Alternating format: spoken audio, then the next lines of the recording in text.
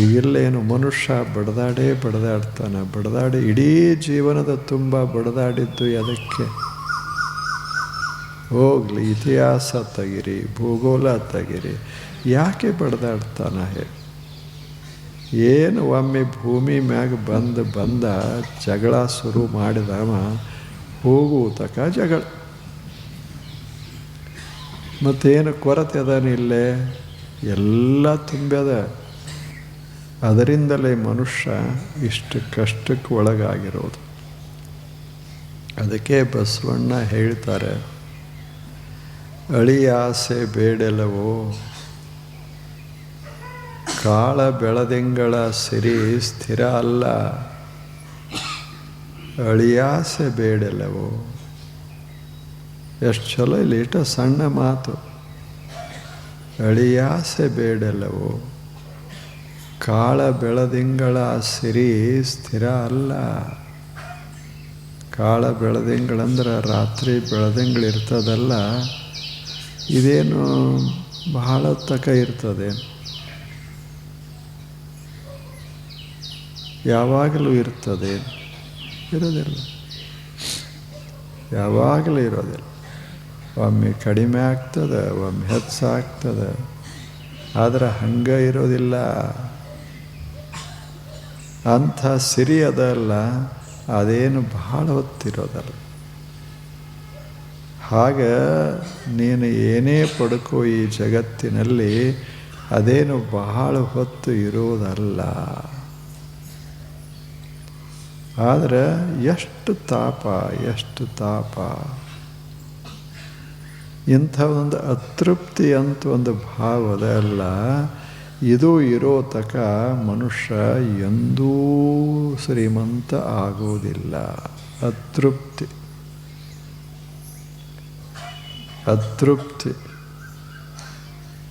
ಅದನ್ನು ಏನು ಹಣ ಕೊಟ್ಟರೂ ಅದು ತೃಪ್ತಿ ಆಗೋದಿಲ್ಲ. ಯಾಕೆ ಅಂದರೆ ನಾವು ಯಾವಾಗಲೂ ಕೊರತೆ ಕಡೆ ಲಕ್ಷ್ಯ ಕೊಡೋದರಿಂದ ತೃಪ್ತಿ ಆಗೋದಿಲ್ಲ. ಏನು ನಮ್ಮಲ್ಲಿ ಕಡಿಮೆ ಅದ ಆ ಕಡೆ ಲಕ್ಷ್ಯ ಕೊಟ್ಟರೆ ತೃಪ್ತಿ ಆಗೋದು ಯಾವಾಗ ಹೇಳಿ? ಯಾವಾಗಲೂ ಕಡಿಮೆ ಇದ್ದಿದ್ದು, ಕಡಿಮೆ ಇರೋದು. ನಾನು ಬಹಳ ಎತ್ತರ ಇಲ್ಲ, ಬರೀ 5 ಫೂಟ್ ಅದೀನಿ. 6 ಫೂಟ್ ಇದ್ದವರು ಭಾರಿ ಇರ್ತಾರೆ. ಹಿಂಗೆ ಅನ್ಕೋತ ಹೋದ್ರೆ ಇನ್ನು ಸಾಯೋ ತಕ 5 ಫೂಟ್ 6 ಯಾವಾಗ ಆಗೋದು? 5 ಇರೋದು. ಇನ್ನು ಕಡಿಮೆ ಆದೀತೆ ವಿನ ಹೆಚ್ಚಂತೂ ಆಗೋದಿಲ್ಲ. ಇವ 5 ಅದೀನಿ, ನಾನು 6 ಇಲ್ಲ ಅಂದರೆ ಜೀವನದ ತುಂಬೆಲ್ಲ ದುಃಖ ಅನುಭವಿಸ್ತಾನೆ. ಎಷ್ಟು ಮಜಾ ಅದ ಜೀವನ. ನಾವು ನಮ್ಮ ಬಡತನಕ್ಕೆ ನಾವು ಕಾರಣ. ಯಾರು ಹೇಳಿದ್ರು 5 ಅದ, 6ಕ್ಕಿಂತ 5 ಕಡಿಮೆ ಅದ, 6 ಕಡೆ ನೋಡಿ ಬದುಕತ್ತೆ ಯಾರು ಹೇಳಿದ್ರು? ನಿನ್ನ ಕಡೆ ನೀ ನೋಡ್ಕೋ. 5 ಫೂಟ್ ಅದೆಯಲ್ಲ, 5 ಫೂಟ್ ಮಹತ್ವದ್ದಲ್ಲ. ಅವನು 6ರವನು ತಿರುಗಾಡ್ತಾನೆ, 5ರವನು ತಿರುಗಾಡ್ತಾನೆ. 6ರವನು ನೋಡ್ತಾನೆ, 5ರವನು ನೋಡ್ತಾನೆ. ಇನ್ನು 6 ಇದ್ದವಾಗ ಬಟ್ಟೆ ಬರೀ ಖರ್ಚ, 5 ಇದ್ದವಾಗ ಅಷ್ಟು ಕಡಿಮೆ ಇಲ್ಲ, ಮಸ್ತ್ ಇರ್ಬೋದು. ಅವನು 1 ವರ್ಷದ ಬಟ್ಟೆಗೆ 2 ವರ್ಷ ಚಲೋ ಇರ್ತದೆ. ಅದು ಅವನಿಗೆ ಎತ್ತರ ಮನೆ ಬೇಕು, ನಮಗೇನು ಎತ್ತರ ಮನೆ ಬೇಕಿಲ್ಲ. ವಿಚಾರ ಮಾಡೋ ರೀತಿ ಒಂದು ಬದಲಾದ್ರೆ ಇದೇ ಕ್ಷಣ we become rich. This very moment. ಹೌದಲ್ಲ ಹೇಳಿ? ಇದೇ ಕ್ಷಣ. ಆದರೆ ನಮ್ಮ ನೋಡೋ ದೃಷ್ಟಿಕೋನ ಏನದ ಅಂದರೆ, ಯಾವುದು ಕೊರತೆ ಅದ ಅದರ ಕಡೆ, ಯಾವುದು ಕೊರತೆ ಅದ ಅದರ ಕಡೆ. ಒಂದು ಸಾಲಿತ್ತು, ಸಾಲಾಗ ಮಾಸ್ತರ್, ಗಣಿತ ಮಾಸ್ತರ್. ಗಣಿತ ಮಾಸ್ತರ್ ಅಂದ್ರೆ ಅವ್ರು 100ಕ್ಕೆ 100 ಸತ್ಯ. ಉಳಿದು ಶಾಸ್ತ್ರ ಸ್ವಲ್ಪ ಹೆಚ್ಚು ಕಡಿಮೆ ಇರ್ತಾವೆ. ಆದರೆ ಗಣಿತ ಹಂಗಿರುವುದಿಲ್ಲ. ಎರಡೇ ಎಂದೂ 3 ಆಗೋದಿಲ್ಲ, ಎಂದೂ 5 ಆಗೋದಿಲ್ಲ. ನೀವು ಬೇಕಾದ ಪ್ರಯತ್ನ ಮಾಡಿದರೂ ಆಗೋದಿಲ್ಲ. ಹಂಗೆ ಮಾಡವ ಅವ ಗಣಿತಜ್ಞ, ಅವ ಸತ್ಯ ದಾರ್ಶನಿಕವ. ಏನು ಹೇಳ್ತಾನೆ 100ಕ್ಕೆ 100 ಸತ್ಯ. ನಮ್ಮ ಶಾಸ್ತ್ರ ಹಂಗಲ್ಲ. ನಾವು ಮಾತಾಡ್ದೇವೆ ಅಂದ್ರೆ ಅರ್ಧ ಸುಳ್ಳು, ಅರ್ಧ ಖರೆ, ನಮಗೂ ಪಕ್ಕನೂ ಗೊತ್ತಿರೋದಿಲ್ಲ. ಆದರೂ ಏನೋ ಹೇಳ್ತಿರ್ತೇವೆ, ಏನೇನೋ ಮಾತಾಡ್ತಿರ್ತೇವೆ. ಏನು ಖರೆ ಹೌದು ಅನ್ನಂಗೆ ಮಾತಾಡ್ತೇವೆ, ಅದು ಹೌದು ಅನ್ನಷ್ಟು ಸುಳ್ಳಿರ್ತದೆ. ಅದಕ್ಕೋಸ್ಕರ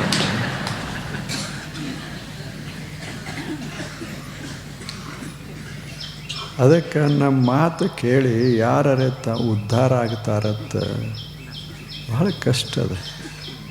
ಹಂಗೆ ಒಬ್ಬ ಮ್ಯಾಥಮೆಟಿಷಿಯನ್ ಆತ ಒಂದು ಲೈನ್ ಬರೆದಲ್ಲಿ,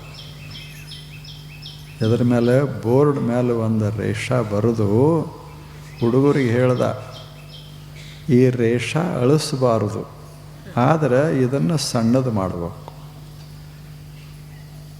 ಇದನ್ನು ಸಣ್ಣದು ಮಾಡಬೇಕು ಅಂತ ಹೇಳ್ದ. ಇನ್ನು ಅಳಿಸ್ಲಾರ್ದೆ ಸಣ್ಣದು ಹೆಂಗೆ ಮಾಡೋದು? ಎಷ್ಟು ಮಜಾ ಇಲ್ಲ ಇದು. ನಾವಾದರೆ ಏನಂತಿದ್ದೇವೆ, ಅಳಿಸಿ ಒಂದಿಷ್ಟು ಅಳಿಸೋದು, ಹುಡುಗರು ನೋಡಿದಾಗ ಅವ್ರಿಗೆ ಹೇಳೋದು ಕಣ್ಣು ಮುಸ್ರಿ 1 ನಿಮಿಷ ಅಂತ. ಹೆಂಗೆ ಅಳಿಸೋದು ನೋಡು, ಸಣ್ಣದಾತಿಲ್ಲ. ಅವ ಮೊದಲೇ ಗಣಿತಜ್ಞ, ಸಣ್ಣದು ಮಾಡಬಲ್ಲ, ದೊಡ್ಡದು ಮಾಡಬಲ್ಲ, ಏನು ಬೇಕಾದ್ದು ಮಾಡಬಲ್ಲ, ಅಷ್ಟು ಜಾಣ. ಹುಡುಗರು ಎಲ್ಲ ಪ್ರಯತ್ನ ಮಾಡಿದ್ರೆ ಒಬ್ಬ ಮೂಲೆ ಕೂತಿದ್ದ ಒಬ್ಬ ಹುಡುಗ ಭಾಳ ದಡ್ಡ ಅಂತ ಅವನಿಗೆ ಬೈತಿದ್ರು. ಅವ ಇವ್ರದ್ದೆಲ್ಲ ಹುಡುಗರದ್ದು ಮುಗೀತು, ಏನೂ ಮಾಡೋಕ್ಕಾಗಲಿಲ್ಲ. ಅವ ಬಂದ, ಸರ್ ನಾನು ಮಾಡ್ತೇನೆ, ಇದೇನು ಬಹಳ ದೊಡ್ಡದೇನು, ಬಹಳ ಸುಲಭ ಗುರುಗಳೇ, ಒಂದಿಷ್ಟು ಕಡು ಕೊಡ್ರಿ ಅಂದ. ಅದರ ಮಗ್ಗಲು ಒಂದು ದೊಡ್ಡದೊಂದು ರೇಷಾ ತೆಗೆದ, ನೋಡ್ರಿ ಗುರುಗಳೇ ಇದು ಸಣ್ಣದಾತಿಲ್ಲ ಅಂತ.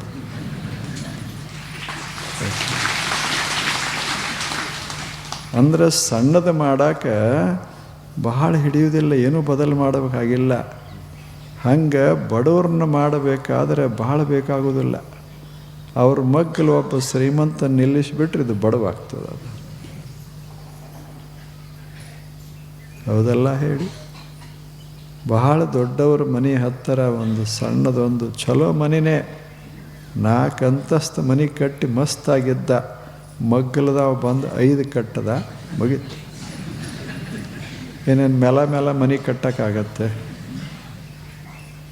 ಹೋಗಿ ಅಲ್ಲಿ ಪ್ರಯತ್ನ ಮಾಡಿದ್ದ, ಎಂಜಿನಿಯರಿಗೆ ಹೇಳ್ದ, ನೋಡಿ ಅಷ್ಟು ಎತ್ತರ ಸರಿ ಇರುವುದಿಲ್ಲ ಅಂತ ಹೇಳ್ರಿ ಅಂದ.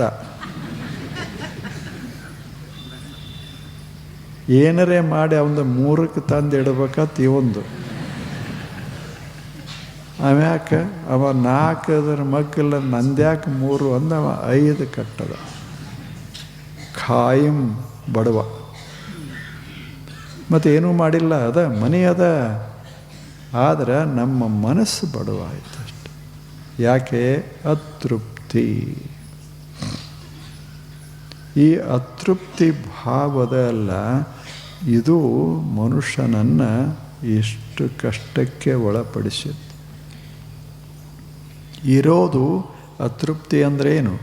ಇರೋದು ಸಾಲದು, ಇದು ಅತೃಪ್ತಿ. ಅದಕ್ಕೆ ವ್ಯಾಸ ಮಹರ್ಷಿ ಹೇಳಿದರು, ಯದೃಚ್ಛಾ ಲಾಭ ಸಂತುಷ್ಟ ದ್ವಂದ್ವಾತೀತಃ ವಿಮತ್ಸರಃ ಸಮಃ ಸಿದ್ಧಾವಸಿದ್ಧೌ ಚ ಸಮಃ ಕೃತ್ವಾಪಿ ನ ನಿಬಧ್ಯತೆ. ಮನುಷ್ಯ ಹೆಂಗೆ ಬದುಕಬೇಕು ಅಂತ ಅಲ್ಲಿ ಹೇಳ್ತಾನೆ. ಯದೃಚ್ಛಾ ಲಾಭ ಸಂತುಷ್ಟ, ಏನು ನಮ್ಮ ಹತ್ತಿರದ ಅದು ಬಹಳ ಒಳ್ಳೆಯದದ, ಅದು ಸಾಕಷ್ಟದ ಸಂತೋಷ ಕೊಡುವಷ್ಟದ ಸಂತುಷ್ಟ ಸಂತುಷ್ಟ. ಸಾಕಲ್ಲ, ಇಷ್ಟು ಹೂ ತಂದಾರ, ಬಹಳ ಸಂತೋಷ ಪಡಕ್ಕೆ ಆಗೋದಲ್ಲೇನು? ಯಾರ ಹತ್ತಿರ ಇಲ್ಲ, ಇಲ್ಲೇ ಅದಾವ. ನಿನ್ನೆ ಬಹಳ ಇದ್ದು ಇಂದ ಕಡಿಮೆ ತಂದಾರ, ಮತ್ತು ಎಲ್ಲ ಥರ ತಂದಿಲ್ಲ, ಒಂದು 4 ಥರ ತಂದಾರ. ಹಿಂಗೆ ಅನ್ಸಕ್ಕೆ ಶುರು ಆದರೆ ಎಷ್ಟು ಇಟ್ಟರೆ ಸಂತೋಷ ಆಗ್ತದೆ? ಒಂದಿಟ್ಟರೂ ಅಷ್ಟೇ, ಒಂದದೇ ಅನ್ಬೇಕು. 10 ಇಟ್ಟರೆ 10 ಒಂದಿರಬೇಕು. ಎದುರುಚ್ಛ ಲಾಭ ಎಷ್ಟದಾವ ಅದರಲ್ಲೇ ಆನಂದ ಪಡಬೇಕೇ ವಿನಃ ಏನು ಇಲ್ಲ ಅದರ ಕಡೆ ಬಹಳ ತಲೆ ಕೆಡಿಸ್ಕೋಬಾರ್ದು. ಈಗ ಹುಡುಗರು ಇರ್ತಾರಲ್ಲ, ಸಾಲಿ ಪರೀಕ್ಷಾ ಪಾಸ್ ಆಗ್ತಾರೆ, ಎಷ್ಟು ಬಿದ್ದಾವು ಅಂತ ಕೇಳ್ತಾರೆ ಮನ್ಯಾಗ. ನೀವು ಎಲ್ಲರೂ ಕೇಳೋರೆ, ಎಷ್ಟು ಬಿದ್ದಾವು?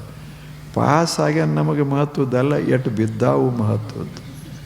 ಹೋಗಲಿ, ಅರಾದರೆ ಮಹತ್ವದ್ದೇನು? ಅವ ಹೇಳ್ದ 95 ಅಂದ, ಇನ್ನೂ 5 ಕಡಿಮೆ ಅದಾವಲ್ಲ. ನಮ್ಮ ಲಕ್ಷ್ಯ ಎದರ ಕಡೆ ಹೋಯಿತು? 95 ಕಡೆ ಹೋಗಲಿಲ್ಲ, ಪಾಸದ ಕಡೆ ಹೋಗಲಿಲ್ಲ, 5 ಕಡೆ ಹೋಯ್ತು. ಇನ್ನು ಯಾವಾಗ ಸಂತೋಷ ಆಗೋದು? ಪರೀಕ್ಷೆ ಆಗಿ ಹೋಗ್ಯದ. ಇನ್ನು ಪಾಪ ಅವ 5 ಕಡಿಮೆ ತಗೊಂಡ ಅನ್ನೋದೇ ಅವನ ತಲೆಯಾಗ. ಮನೆಯವ್ರ ತಲೆಯಾಗೆಲ್ಲ ನಮ್ಮ ಹುಡುಗ 5 ಕಡಿಮೆ ತಗೊಂಡ, ಕಡಿಮೆ ಕಡೆ. ನಮ್ಮ ಹುಡುಗ 95 ತಗೊಂಡ ಅಂತ ಅನ್ನೋರು ಯಾರು? ಹಂಗೆ ಅಂದಿದ್ರೆ ಹುಡುಗನಿಗೂ ಒಮ್ಮೆದ ಬರ್ತಿತ್ತು, ಅವರಿಗೂ ಒಮ್ಮೆದ ಬರ್ತಿತ್ತು, ಹೆಮ್ಮೆ ಪಡಬಹುದಾಗಿತ್ತು. ಆದರೆ ಏನು ಮಾಡೋದು? ಮೊದಲು ಹಾಗಿರಲಿಲ್ಲ. ಹೆಚ್ಚು ಕಡಿಮೆ ಎಲ್ಲರೂ 35ರವ್ರೆ. ಯಾರ್ಯಾರಿಗೆ ಈಗ 60 ಮೇಲೆ 70 ಮೇಲೆ 80 ಮೇಲೆ ಆಗ್ಯಾವ, ಎಲ್ಲರೂ 35 ತಗೊಂಡವರು. ಭಾಳ ಅಂದರೆ ಒಂದು 36 ಅಷ್ಟು. ಮತ್ತು ಅವರಿಗೆ ಬದುಕಕ್ಕೆ ಬಂದಿಲ್ಲ ಏನು? ಈಗ 80 ವರ್ಷ ಬದುಕ್ಯಾರಲ್ಲ, 90 ವರ್ಷ ಬದುಕ್ಯಾರ, ಮಸ್ತಾಗೆ ಬದುಕ್ಯಾರೆ. ಅವರು 5 ಕಡೆ ಲಕ್ಷ್ಯ ಕೊಡಲಿಲ್ಲ, ಪಾಸ್ ಆದೆ ಅಂತ ಅನಿಸ್ತಿದ್ರು. ಅವ್ರು ಹೆಂಗಿರ್ಬೇಕು? ನಾನು ಪಾಸ್ ಆಗೇನಿ ಅಂತ ಪೇಡೆ ಹಂಚ್ಕೊತ ಹೋಗೋರು. ಇವಾಗ 5 ಕಡಿಮೆ ಬಿದ್ದ ಒಂದು ಬಳಿಕೆ ಇನ್ನೇನು ಅನಿಸ್ತಾನೆ? 5 ಕಡಿಮೆ ಬಿದ್ದಾವತ್ತು ಅನ್ಸೋದ? ಮನ್ಯಾಗ ಕೇಳ್ದ, ಎಲ್ಲರೂ ಪೇಡೆ ಹಂಚ್ತಾರೆ, ನನಗೂ ಕೊಡು, ಹಂಚ್ತೇನೆ. 5 ಕಡಿಮೆ ಬಿದ್ದಾವ. ಆ ಹುಡುಗನ ದಡ್ಡ ಮಾಡಿಬಿಟ್ರು. ಯಾಕೆ? 5 ಕಡೆ ನೋಡಿ. 95 ಕಡೆ ನೋಡಿದ್ರೆ ಅವ ಭಾರಿ ಹುಷಾರ.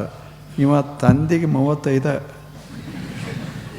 ಅವ ಕೇಳುವುದಿಲ್ಲ ಇಷ್ಟೇ, ನಿನಗೆ ಎಟ್ಟು ಬಿದ್ದಾವ ಅಂತ ಕೇಳಿದ್ರೆ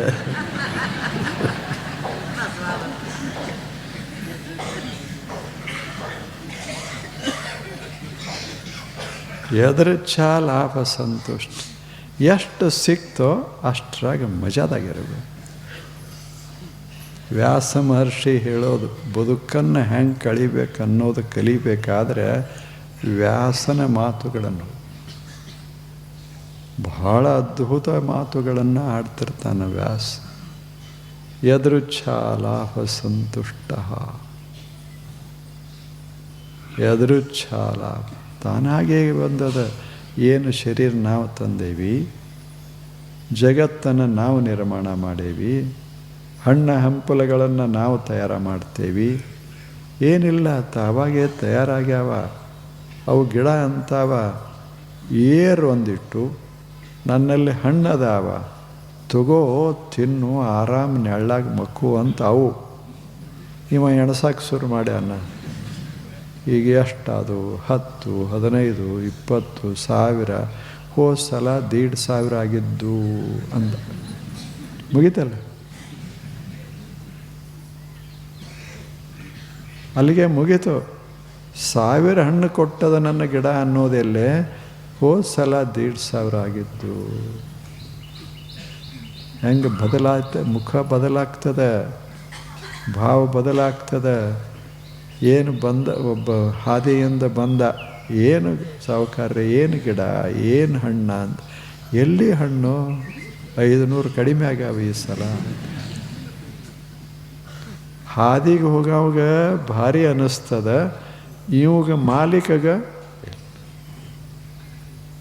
ಇನ್ನು ಇವನು ಶ್ರೀಮಂತ ಮಾಡೋದು ಯಾವಾಗ ಹೇಳಿ? ಇದಕ್ಕೆ ಅತೃಪ್ತಿ ಅಂತಾರೆ. ಅತೃಪ್ತಿ ಅಂದ್ರೆ ಏನು? ಕೊರತೆ ಕಡೆನೇ ಬಹಳ ಲಕ್ಷ್ಯ ಕೊಟ್ಟರೆ ಅತೃಪ್ತಿ. ಕೊರತೆ ಕಡೆ ಏನು ಕಡಿಮೆ ಅದ ಅದರ ಕಡೆ. ಮನ್ಯಾಗ 100 ಚಮಚಗಳು ಈಗಿರುವುದಿಲ್ಲ, ಚಮಚಗಳು. ಆದರೆ ಈಗ ಹೊಸ ಚಮಚ ನಮ್ಮಲ್ಲಿ ಇಲ್ಲ. ಏನಿಲ್ಲ, ಒಂದು 2 ದುಡ್ಡಿಂದು ಇಲ್ಲ ಅಂತ 100 ಚಮಚ ಅದಾವಲ್ಲ, ಇವತ್ತರ ಕಿಮ್ಮತ್ತ ಕಳೆದ. ಅವು ಒಂದು ನಾವು ಇಟ್ಟಿದ್ರು ಸಹಿತ ಇನ್ನೊಂದು ನೆನಪು ಮಾಡ್ಕೋತಾನಂದಾಗ ನಮ್ಮದು ಇವನಿಗೆ ಮಹತ್ವದ್ದಿಲ್ಲ ಅನಿಸೋದಿಲ್ಲ. ಮಜಾ ಅದ. ಅಲ್ಲಿಂದ ಹೊಸ ಚಮಚ ತಂದ, ಅವು 100 ಚಮಚ ಹೇಳೋದು ನೀನೇ ಮಾಡು, ನಿನ್ನ ಮ್ಯಾಗ ಭಾಳ ಪ್ರೇಮ ಅದ, ನಾವು ಕೆಲಸ ಮಾಡೋದಿಲ್ಲ ಅಂತ. ಹೇಗಾಗ್ತದೆ? ಯದೃಚ್ಛ ಲಾಭ, ಇದೇ ಲಾಭ. ಇದನ್ನು ನಾವು ಪಡೆದವರು. ಯದೃಚ್ಛ ನಾವೇನು ಬೇಡಿ ಪಡೆದಿಲ್ಲ, ಸಹಜ ನಿಸರ್ಗ ನಮಗೆ ಕೊಟ್ಟದೆಲ್ಲ. ಇಷ್ಟೆಲ್ಲ ಕೊಟ್ಟದ ಮನುಷ್ಯನೇ ಸಂತುಷ್ಟ. ನೀನು ಆನಂದವಾಗಿರಬೇಕಲ್ಲ. ಯದೃಚ್ಛ ಲಾಭ, ಏನು ದೊರೆತದ ಅದರಾಗ. ಇನ್ನು ಎಲ್ಲರೂ 1ನೇ ನಂಬರ್ ಸುಂದರ ಆಗಬೇಕಂದ್ರೆ ಯಾವಾಗ ಆಗೋದು? ಈಗ ಕೊಡ್ತಾರಲ್ಲ ಜಗತ್ತಿನಲ್ಲಿ, ಏನೋ ಕೊಡ್ತಾರಲ್ಲ, ವರ್ಲ್ಡ್ ಅಂತ ಕೊಡ್ತಾರೆ, ಮಿಸ್ಟರ್ ವರ್ಲ್ಡ್ ಅಂತ ಕೊಟ್ರ ತಿಳ್ಕೊಳ್ಳಿ. ಅವನಂಗಿನ್ನು ಆಗೋದು ಯಾವಾಗ? ಉಳಿದವರೆಲ್ಲ ಏನು ಅವನ ಒಬ್ಬನೇ ಬದುಕೋದಿನ್ನ ಹೇಳಿ? ಅವನು ಕೂಡ, ನಮ್ಮದು ನಮ್ಮ ಕೂಡ. ಅವ ಅಷ್ಟೆಲ್ಲ ಮಾಡ್ತಾನೆ, ಮರುವರ್ಷ ಏನಿಲ್ಲ, ಹೋದ, ಕೆಳಗೆ ಹೋದ. ಆ ವರ್ಷ ಮತ್ತೊಬ್ಬರು ಬಂದರು, ಇವನು ಯಾರೂ ಮಾತಾಡ್ಸೋರಿ. ಯಾವುದು ನಮಗೆ ದೊರೆತಿರ್ತದ ಅದು ನಮ್ಮ ಅಪ್ರತಿಮ ಸಂಪತ್ತ ಅಂತ ಭಾವಿಸಿ ಇರೋದ್ರಾಗ ಸಂತೋಷ ಪಡೋದು. ಯದೃಚ್ಛ ಲಾಭ ಸಂತುಷ್ಟ. ಯದೃಚ್ಛ ಲಾಭ ಸಂತುಷ್ಟ. ನಿಮಗೆ ಗೊತ್ತಿರಬೇಕು, ಕೌಟಿಲ್ಯ, ಚಾಣಕ್ಯ ಕೇಳಿರಲ್ಲ ಹೆಸರು. ಕೌಟಿಲ್ಯ ಬಹಳ ದೊಡ್ಡ ವ್ಯಕ್ತಿ, ಅಧ್ಯಾಪಕ, ಗುರು. ಆಗಿನ ಕಾಲ 2000 ಸುಮಾರು 300 ವರ್ಷಗಳ ಹಿಂದಿನ ಬಹಳ ದೊಡ್ಡ ಮನುಷ್ಯ.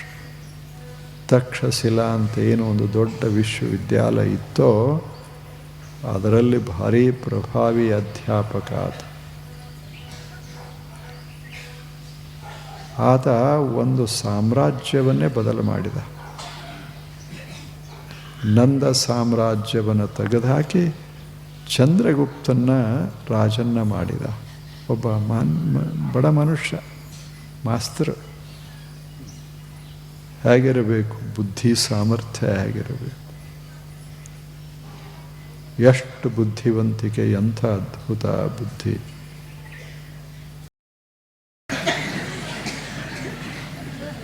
ಯದೃಚ್ಛ ಲಾಭ ಸಂತುಷ್ಟ ದ್ವಂದ್ವಾತೀತ.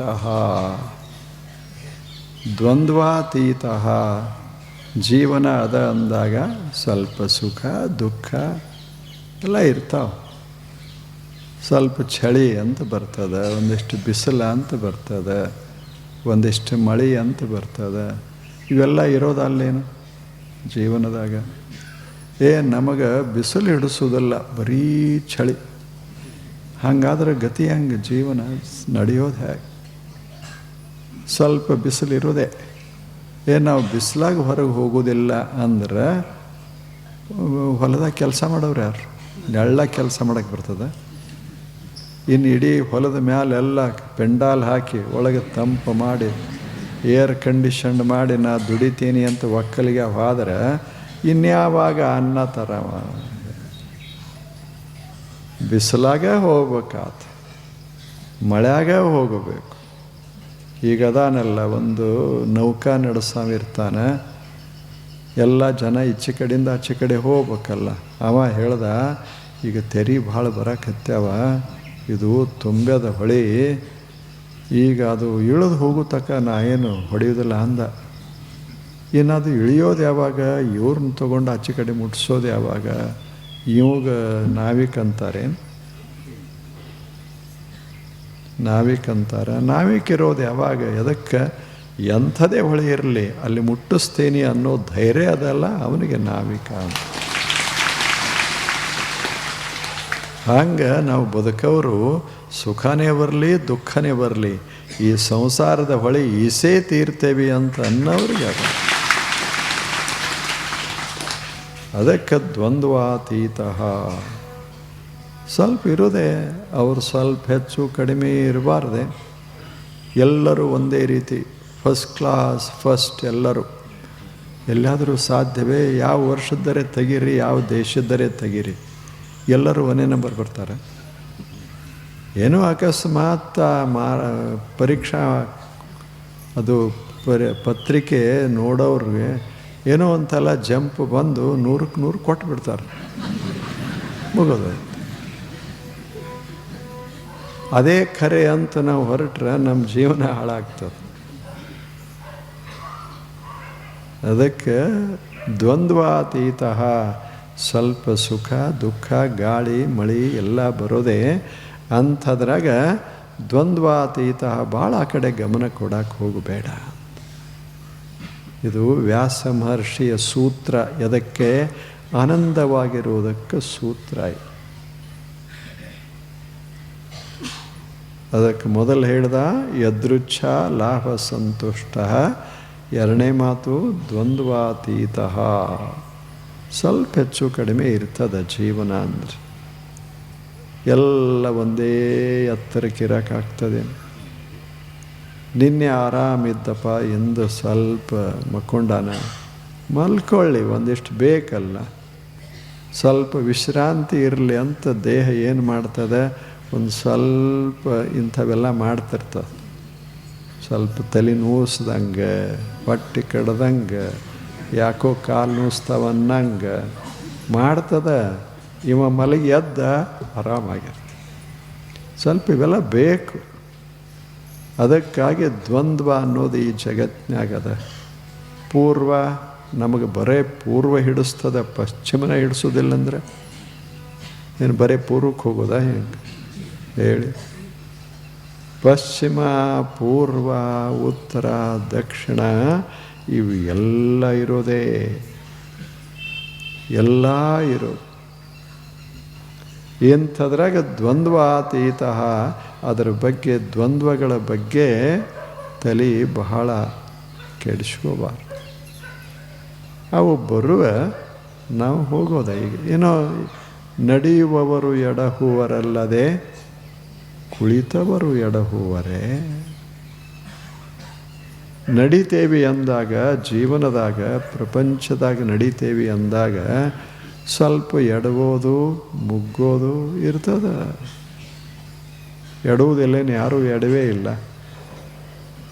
ನಡೆಯೋರು ಎಡವಲೇಬೇಕು ಯಾವಾಗರೆ ಒಮ್ಮೆರೆ. ಕುಳಿತವರು ಮಲಗದವ್ರಿಗೆ ಏನು ಪ್ರಶ್ನೆ ಅದ? ನಡೆದ್ರೆ ಎಡುತ್ತಾರ ತಿಳ್ಕೊಂಡು ಮಲಗೇ ಬಿಟ್ಟರೆ ಬದುಕಂತಾರೆ. ನಡೀತಾ ಇರಬೇಕು, ಸ್ವಲ್ಪ ಹಾಂಗೆ ಎಡುವುದು ಮುಗ್ಗೋದು ಎಲ್ಲ ಇರಬೇಕು, ಅನುಭವಿಸೋದು ಇವೆಲ್ಲ ಇರೋದೇ ಅಂತ ಹೊರಡೋ. ಅದು ಜೀವನ. ಏನು ಲಗ್ನ ಆದ ಬಳಿಕ ಇನ್ನೇನಪ್ಪ ಸ್ವರ್ಗ ಅಂತ ಹಿಂಗೆ ಅವ್ರು ಹೇಳ್ತಾರೆ ಎಲ್ಲರೂ. ಏನಪ್ಪ ನಿನ್ನ ಜೀವನ ಸಾರ್ಥಕ ಆಯಿತು, ಇನ್ನೇನು ಸ್ವರ್ಗನೇ ಸ್ವರ್ಗ, ಸುಖನೇ ಸುಖ ಅಂದರು. ಅವ್ರದ್ದು ಅದೇನು ಕೇಳಬೇಕು.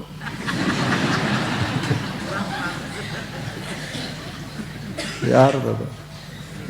ಏನ ಹುಡುಗರ ತಾಯಿ ತಂದೆಗಳದ್ದದನೋ? ಅವರು ವಧುವಿನ ತಾಯಿ ತಂದೆ ಅವರು ಸಾಲ ಮಾಡಿ ಇವನಿಗೆ ಕೊಟ್ಟಿರ್ತಾರೆ, ಅದನ್ನು ಹೆಂಗೆ ತೀರಿಸೋದು ಅಂತ ಅವ್ರ ಚಿಂತೆ. ಇವರು ತಾಯಿ ತಂದೆಗಳು ಇವ್ರು ಹೆಂಗದಾರೋ ಏನದಾರೋ, ನಮ್ಮನ್ನು ಹೊರಗೆ ಹಾಕ್ತಾರೋ ನಮ್ಮನ್ನು ಒಳಗೆ ಇಡ್ತಾರೋ, ಇವೆಲ್ಲ ಇರೋದೇ, ಎಲ್ಲ ಇರೋದು. ಇದು ಜೀವನ ಅಂದರೆ ಇಷ್ಟ. ಮತ್ತು ಮೊದಲು ಭಾಳ ಚಲೋ ಇತ್ತು, ಈಗ ಹಿಂಗದ, ಹೀಗೇನಿಲ್ಲ. ಮೊದಲು ಹಿಂಗೆ ಇತ್ತು.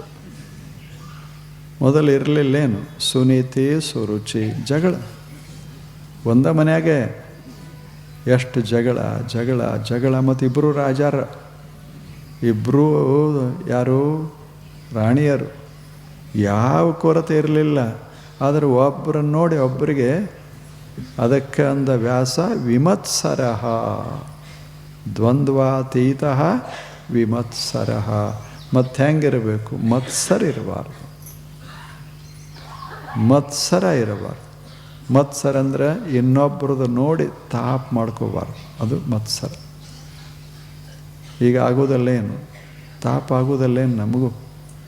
ಇನ್ನೊಬ್ಬರ ಹತ್ರ ಏನರ ಚಲೋ ಇತ್ತು ಅಂದರೆ ನಮಗೆ ತಾಪ ಶುರುವಾಗ್ತದೆ. ಏನು ಮೊನ್ನೆ ನೌಕರಿ ಹಿಡ್ದಾನ, ಏನು ಮಸ್ತಾಗಿ ಏನೇನೋ ತೊಗೊಂಡಾನ ಮನ್ಯಾಗ. ನಾವು 30 ವರ್ಷ ದುಡಿತೇವಿ, ಏನೂ ಇಲ್ಲ, ಮತ್ತು ಎಲ್ಲ ಅದಾವು. ಹಿಂಗೆ ಮತ್ಸರ ಮಾಡ್ಕೋತ ಹೋದ್ರೆ ಸುಖ ಸಿಗೋದು ಯಾವಾಗ? ಮತ್ಸರಕ್ಕೆ ಏನಂತೇವಿ? ಕನ್ನಡದಾಗ ಭಾಳ ಚಲೋ ಅದು, ಸಂಸ್ಕೃತ ಮತ್ಸರ. ವಿಮತ್ಸರ ಅಂದರೆ ವಿಗತ ಮತ್ಸರ ಅಂದರೆ ಮತ್ಸರ ಇಲ್ಲ. ಕನ್ನಡದಾಗ ಹೆಂಗೆ ಹೇಳ್ತಾರಂದ್ರೆ ಹೊಟ್ಟೆಯ ಕಿಚ್ಚು. ಎಷ್ಟು ಚಲೋ ಶಬ್ದ ಕೊಟ್ಟಾರೆ. ಹಿಂಗೆ ಒಲೆಯ ಕಿಚ್ಚು ಅಂತ ಹೇಳಿಲ್ಲ ಅವರು, ಹೊಟ್ಟೆ ಕಿಚ್ಚು. ಇದು ಎಲ್ಲ ಕಡೆ ಇರ್ತದೆ. ಇದು ಹೊಟ್ಟೆ ಕಿಚ್ಚು ಅಂತದ ಅಲ್ಲ, ಇಲ್ಲಿ ಇಲ್ಲ, ಇಲ್ಲಿ ಅದ ಅತ್ತಿಲ್ಲ. ಎಲ್ಲರಿಗೂ, ನೀವು ಗೃಹಸ್ಥರಿಗೂ ಇರ್ತದೆ, ಸನ್ಯಾಸಿಗಳಲ್ಲೂ ಒಬ್ರಿಗೊಬ್ರು. ಅವರನ್ನು ನೋಡಿದರೆ ಹೊಟ್ಟೆ ಉರಿತದ ನನಗೆ ಅಂತೇವಲ್ಲ ನಾವು ಅನ್ನೋದಲ್ಲೇ ಇದೆ. ಅವ ಆರಾಮಿದ್ರೆ, ಅವನ ಜನ ಬಹಳ ಹಚ್ಕೊಂಡ್ರು ಅಂದರೆ ಇವನಿಗೆ ತ್ರಾಸು ಶುರುವಾಗ್ತದೆ. ಮಜಾ ಇರ್ತದೆ. ಇದು ಮತ್ಸರ ಅಂತಾರೆ ಇದಕ್ಕೆ. ಎಲ್ಲ ಇರ್ತದೆ, ಇದೊಂದು ಇತ್ತು ಅಂದರೆ ಎಲ್ಲವನ್ನ ಹಾಳು ಮಾಡ್ತದೆ. ಒಬ್ಬ ಕವಿ ಹೇಳ್ತಾನೆ, ಮತ್ಸರ ಅಂದರೆ ಹೆಂಗೆ ಅಂದರೆ ಒಂದು ಥರದ ಹುಳಿ ಇದ್ದಂಗೆ. ಹುಳಿ, ನಿಂಬೆ ರಸ, ಅದು ಮತ್ಸರ ಹುಳಿ. ಹಾಲದಾಗ ಹಿಂಗೆ ಹಾಕಿಬಿಟ್ರೆ ಒಂದು ಹನಿ ಹಾಲೆಲ್ಲ ಒಡೆದು ಹೋಯ್ತು. ಹಂಗೆ ಎಷ್ಟೇ ಸಂಪತ್ತಿದ್ರೂ ಅದರಾಗ ಒಂದು ಹನಿ ಮತ್ಸರ ಬಿತ್ತು, ಜೀವನದ ಸೌಭಾಗ್ಯ ಒಡಿತು. ನಮ್ಮದೆಲ್ಲ ಹಂಗದ. ಮತ್ತೊಬ್ಬರು ಏನು ಮಾಡ್ತಾರೆ ಅದು ಭಾಳ ಮತ್ತೊಬ್ಬರು ತೊಗೊಂಡು ನಮಗೇನು ಮಾಡೋದು? ವಿಮತ್ಸರ. ನಮ್ಮ ಹೊಟ್ಟೆಯೊಳಗೆ ತಣ್ಣಗಿಟ್ಕೋಬೇಕೇ ವಿನಃ ಹೊಟ್ಟೆಯಾಗ ಬೆಂಕಿ ಇಟ್ಕೊಂಡು ಹೊಟ್ಟೆ ಕಿಚ್ಚು. ಕಿಚ್ಚು ಅಂದ್ರೆ ನಿಗಿ ನಿಗಿ ಇರೋದು.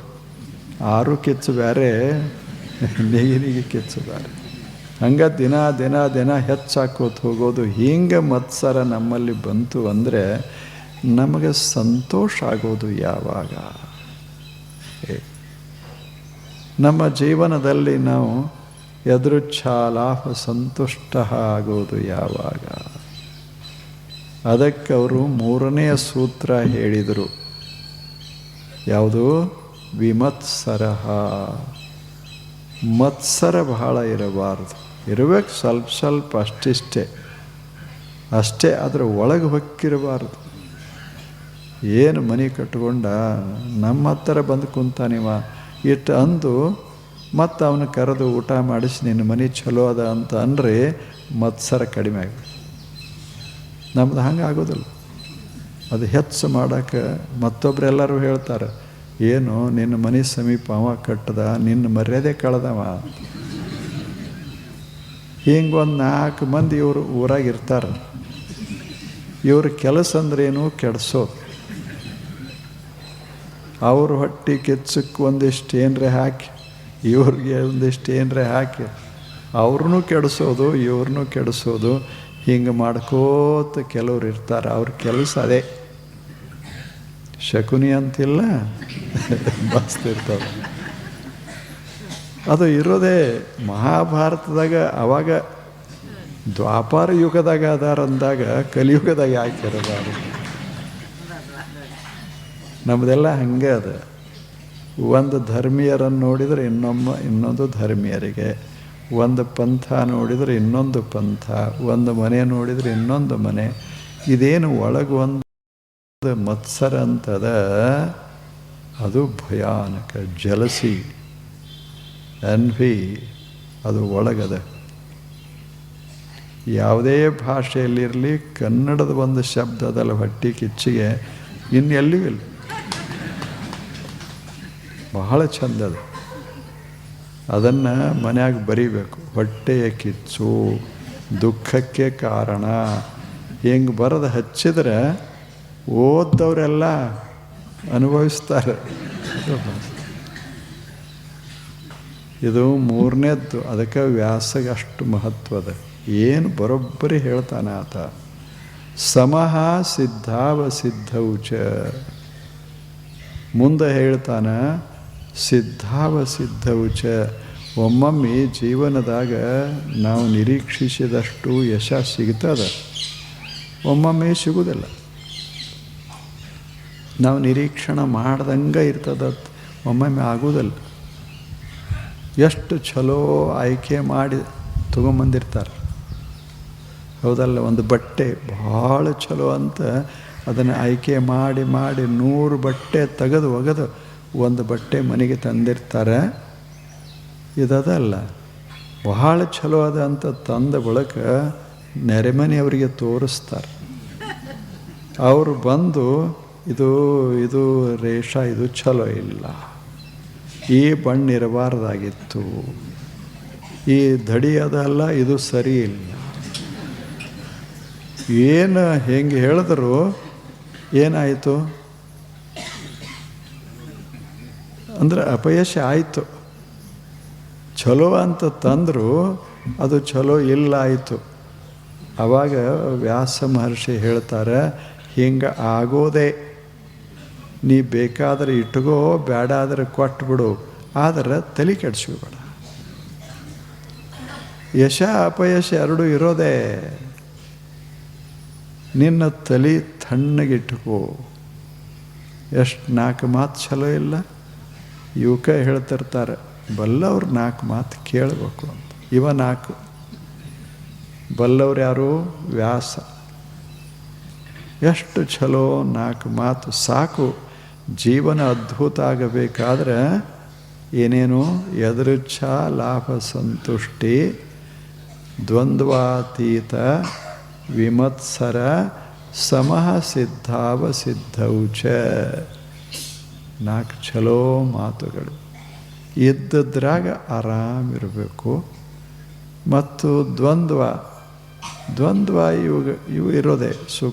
ಸುಖ ದುಃಖ, ಯಶ ಅಪಯಶ, ಅಂಥವಿಂಥವೆಲ್ಲ ಇದ್ದೇ ಇರ್ತಾವೆ. ಅದನ್ನು ಬಹಳ ತಲೆಗೆ ಹಾಕ್ಕೋಬಾರ್ದು.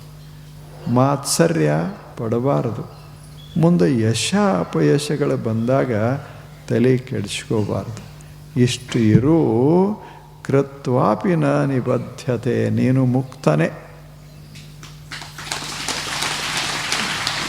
ಕೃತ್ವಾಪಿ ನೀನು ಜೀವನದ ತುಂಬ ಚೆನ್ನಾಗಿ ಬದುಕ್ತಿ, ಕೆಲಸ ಮಾಡ್ಕೋತ ಬದುಕ್ತಿ. ಆದರೆ ನಿನ್ನ ಕೆಲಸಗಳು ನಿನ್ನನ್ನು ಬಂಧಿಸೋದಿಲ್ಲ.